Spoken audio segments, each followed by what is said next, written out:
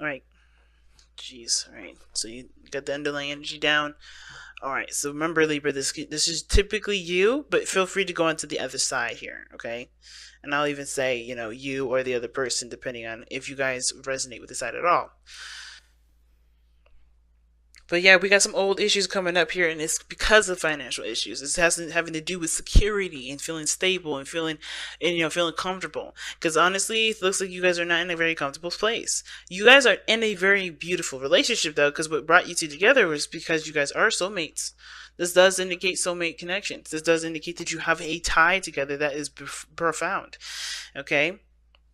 Now, outside of this reading here, soulmates don't have to mean soulmates, right? Excuse me, the lovers don't have to mean soulmates.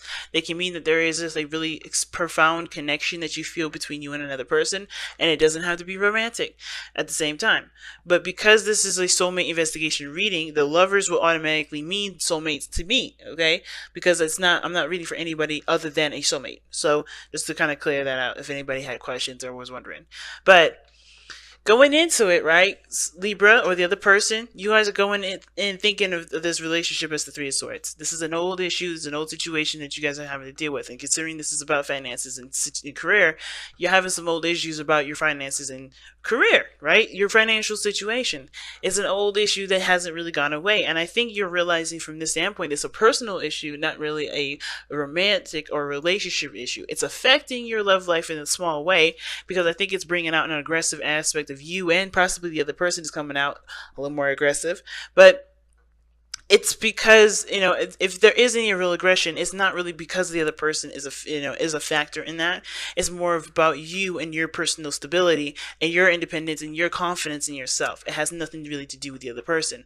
Now, how the other person sees this relationship or thinks about this relationship dynamic is the Seven of Swords. So they are having to take steps that they may not be totally comfortable taking, but because they see the risk as worth the reward, if that makes sense.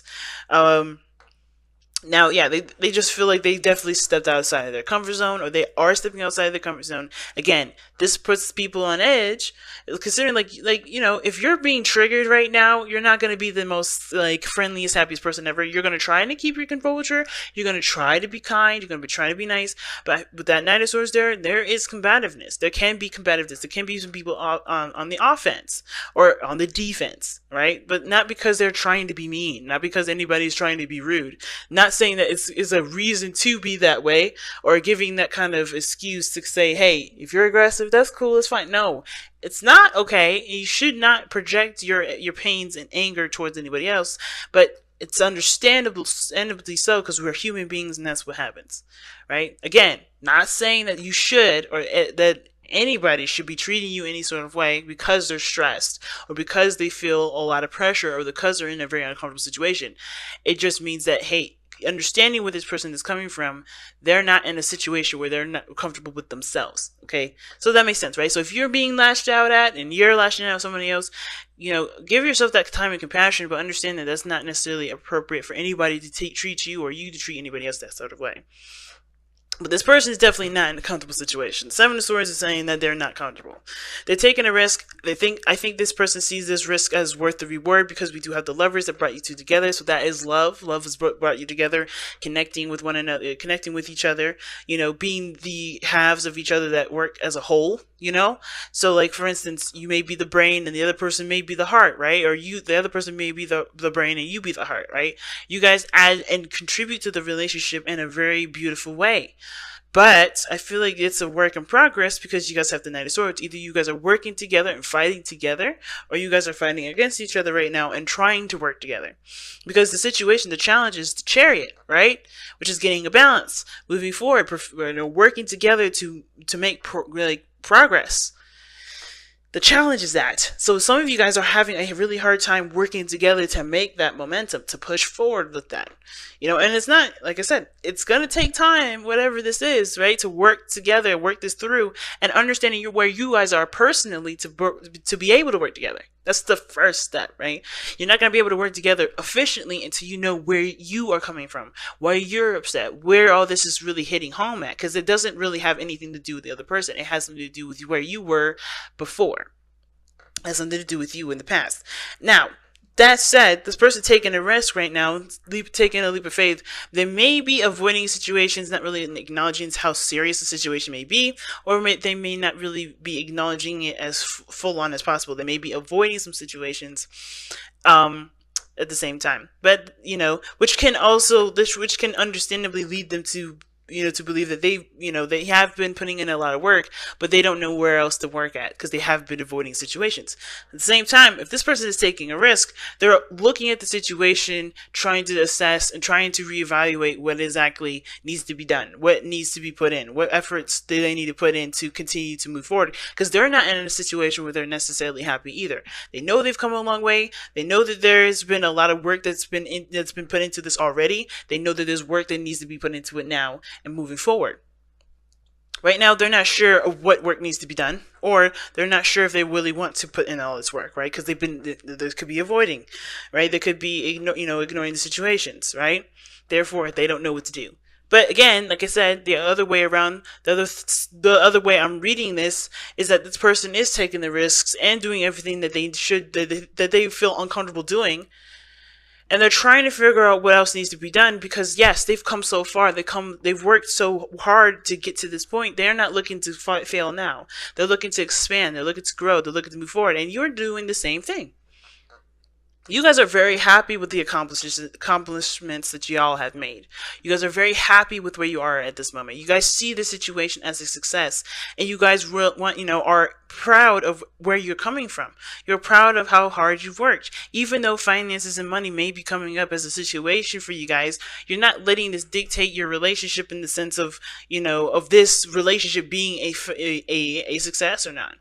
I feel like, you guys are both recognizing how far you've come. While you may be looking at it as a celebration, as a success, the other person's thinking of how to expand, how to move forward, what else needs to be put into it, because they're not necessarily satisfied with where you guys both are financially, but I think that they've put too much into it to say, this is not a success. I think this is something that, both of you truly want. I think this person's taking a very practical approach to it because they do have love for where you guys are, but they want to see more. They believe that there is prosperity. There's more to come out of this. There's so much more to grasp from this, right? There's potential for greatness here. And this is not where they, imagined you guys just staying at.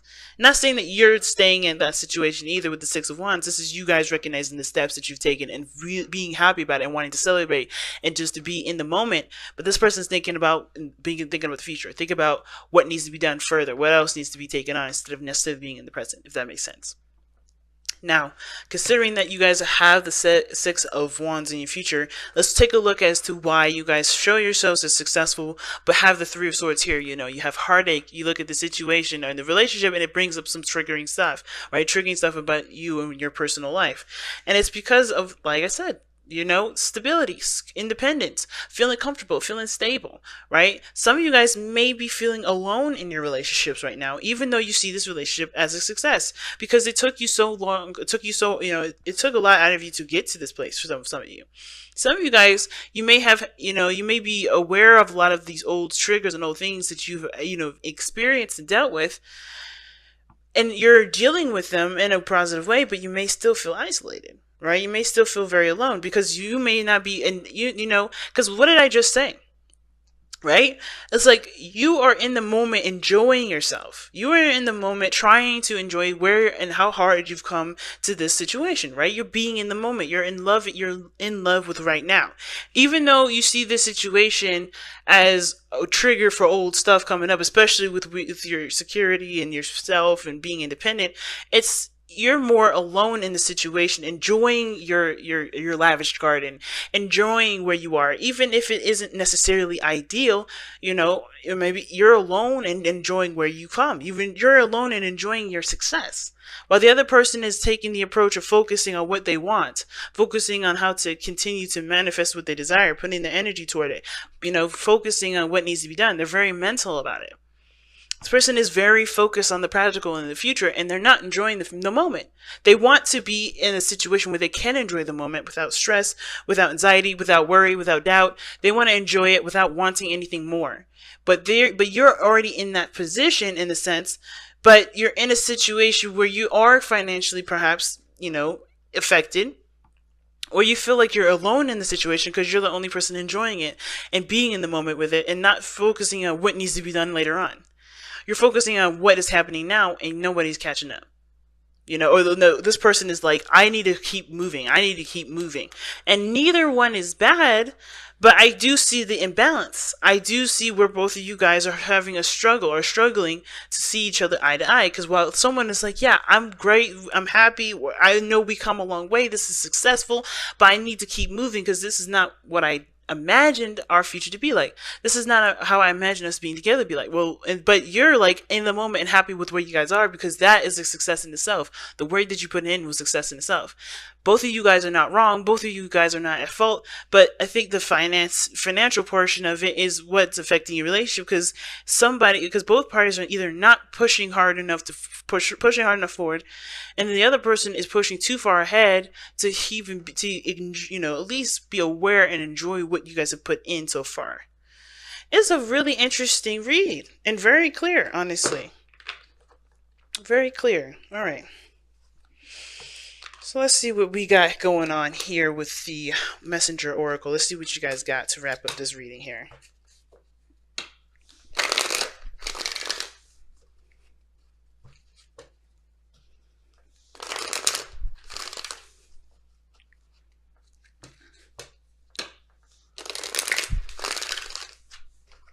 And like I said, remember the sides, right? If you're not feeling very lonely, you wanted to push ahead, then, the other side may be resonate with you. The other person may be feeling, alone and celebrating the present. And you guys may be still getting over old issues, but you guys are happy with how hard and how dedicated you guys have been working towards this place of, of having, what you want, being content. I find it so interesting that both of you guys' spiritual planes, spiritual energies, are nines. They're both nines. It's pretty awesome. And nines are I feel like they're very individual. They're very, solo. Of course, they all have something to do with the self and the person itself, right? Themselves. They're not really about anything other than the person. But the nine, if you look at numerology, nines are about leadership. Nines are the leaders of the situation. And you guys are both leading a different area in your life. One emotional, one practical, one physical. And it's interesting because while one person's approach is very practical, the other one is very emotional, and your both spiritual energies are opposing or that, right? Show the opposite, stability and emotional. So, like I said, while one person's acting practical, their spiritual is coming from a very emotional place. While the other, and then the other is coming, acting very emotional, very in the moment, not very practical, not very, materialistic. It's coming from a very materialistic, practical or stable place. It's interesting. Elements are definitely swapped in that area. Time to ground. Time to ground. Okay. So let's take a look. See, I just passed it too. I was like, there it is. There it is. Okay. Time to ground. We all experience moments in our lives when we feel confused, unfocused, and surrounded by chaos and turmoil. These moments are often unavoidable and are the lessons these moments can impart. But how you respond to them is a choice only you can make. Take a deep breath and a moment to pause and reconnect with Gaia and nature. Seek the silence of the void within, whilst your spirit spirals downward to anchor itself like an ancient tree root in the cleansing embrace of the earth beneath you. So it's pretty much saying, like, even though the world is going crazy, even though your finances may be on point, maybe need improvement, it don't change how you react to it. It doesn't change how, nothing changes unless you react to it in a sense of panic and you react in a sense of bliss and happiness. Nothing, oh gosh, really what I mean is that the situation is happening. It's up to you to face the situation in the way you choose. You can either choose to panic with it and go crazy, or you can ground yourself, appreciate where you are, and do the best that you can. Because ultimately, the best you can do is the best you can do. You can't go and you can't do any more than that. You can't push any further. And to expect of yourself to do any further, it's not being fair to yourself, right? So I guess what I'm trying to say is the clearest, the best way I can say it, because I know a couple times I just said that sounded crazy. Right now, you guys are going through some financial stuff going on in your lives. All right, or dealing with some things where where you guys may be having turmoil. You guys may not be seeing eye to eye, right? You guys are not in a balanced place where you guys feel like you can't take control, but you take control by not letting the situation dictate your mood, by not letting your situation dictate how you guys spend time with each other. You're going to always have financial issues. You're going to always have, family issues. You're always going to have, moral issues or something in regards to something outside of your relationship. But that's the outside of your relationship, right? You're always going to have political issues. You're always going to have, weather issues. But does the weather dictate how you're going to feel today? Or are you going to say, hey, it's raining, but that is outside of me, and that has nothing to do with me, and it's not going to affect me because I'm going to continue to do the best that I can with what I've got, right?